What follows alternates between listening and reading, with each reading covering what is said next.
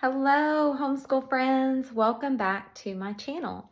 So today I wanted to share with you our homeschool room as we're gearing up to start our new homeschool year for the 2024-2025 school year. This is our 5th year homeschooling, and I'm a former public school teacher, and I have an upcoming 5th grader and an upcoming 1st grader this year.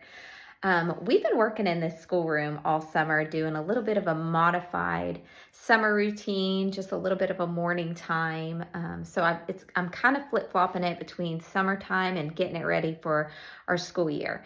And I'm doing this video in collaboration with my friend Clarissa over at Sunny in the Suburbs. And her channel will be linked in my description, along with some other moms that are showing off their homeschool rooms. So check out that link, and I bet you'll find some really great ideas. I love seeing other people's rooms and kind of being a fly on the wall in their homeschool. So I hope this is helpful. So I'm going to flip this camera around and just kind of walk you around our room. All right, so this is kind of the view into our homeschool room, which is also our playroom. So it serves two different purposes in our home. So let me just kind of take you around and show you around our room. So this wire here I use for hanging up any of their artwork or things that we want to display, our world map and calendar. And then this dry erase board is used for all about reading and all about spelling. And then you can see we kind of had a geography lesson going on it also, because we sit right here on this floor every morning together. This is where we do our morning time, which is our family subjects like geography, history, science, Bible, poetry, and we just go through our morning basket together. So this is kind of a combination of what we're finishing up for summer, which is Around the World with Beautiful Feet, and also gearing up for our first science unit, which is Space with Rabbit Trails.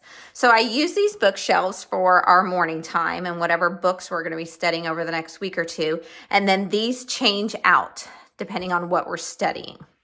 So I've kind of had my books in there getting ready to kick off our school year. In our morning basket, I keep colored pencils. They're journals that they have been working through with Beautiful Feet. This is our book that we read every year on the first day of school. This is my home. This is my school. If you're looking for one, this is a good one. I have poetry books in here, clipboards, our Bible. Sometimes we put a blanket out on the floor, but we do have a rug in here. But yeah, this is where we do our morning time. That's how we first start out our day. And then up here, we just have our basic supplies. This caddy I pull down to the rug, and we use that every morning. And then this is how I organize their curriculum.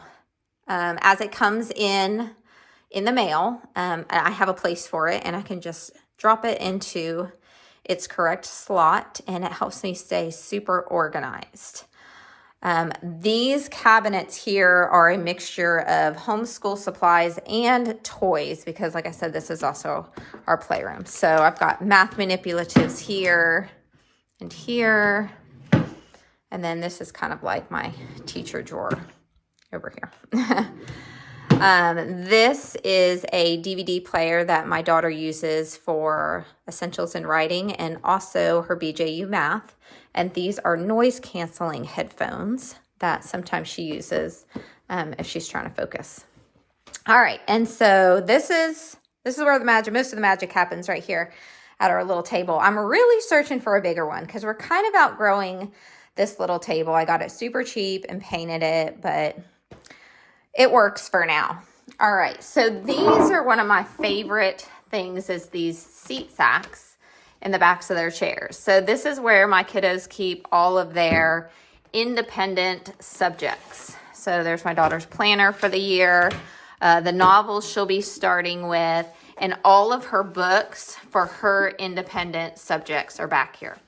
I keep a folder for her reading and her math. I like to pull it out of the books, the ones that I keep up there in the bins. So she only has a week's worth of her assignments in the folder.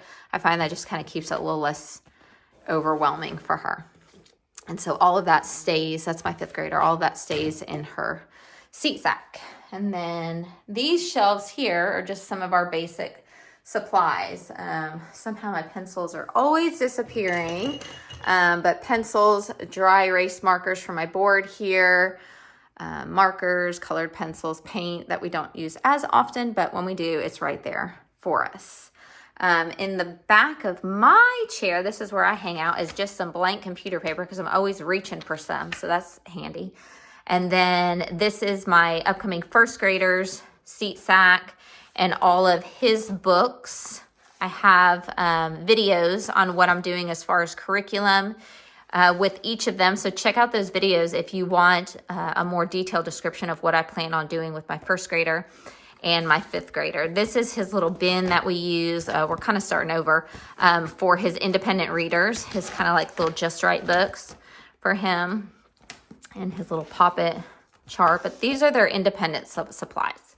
And then under my table, right at my feet, so that I don't have to get up and start searching around for stuff, is this bin that I worked on cleaning out over the summer. And these are all of my teacher guides that I can just pull out right here. So they're ready to go. I've got bookmarks, and that's what these ribbons are. Just everything I need to do my lessons is right here in this bin. So just kind of keep it tucked back there, but that way everything is like in an arm's reach for me. This is the bin for math manipulatives for Math with Confidence, and some of my son's readers. So that stays right here next to my chair, so I can just pull that out and do his quick lesson with him. So I like to keep everything super organized and within arm's reach, so I'm not getting up and losing my kiddos' focus. All right, then behind us is our chalkboard that we just use for all kinds of lessons. Got a little phonics lesson on it there right now. It's something we were working through. And then this is something I just made with my son that we're going to use going into his first grade year. It's his little reading chart.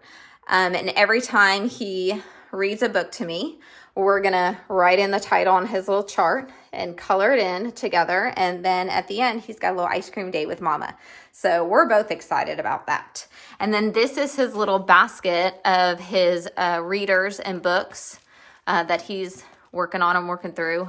These are ones that he read last year, so he can read those independently. So I keep those separate than books that he reads with me that are in his instructional level. These are his independent level books. And then this little section over here is our books on CD. My kids love to listen to audiobooks, but this might be something that my son does when I'm working with Big Sister on her lessons. So, and I trade these out. I've gotten some from Scholastic, some just off of Amazon, but he likes to sit down and listen to that. Other than that, that's pretty much our room. If you have any questions, let me know in the comments. I would love to show you more or answer any of your questions. Don't forget to check out the link in the descriptions for other mamas that are sharing their homeschool space too. And I hope this is super helpful for you. Don't forget to like and share and subscribe so you don't miss any of our videos this year as I share our journey with you.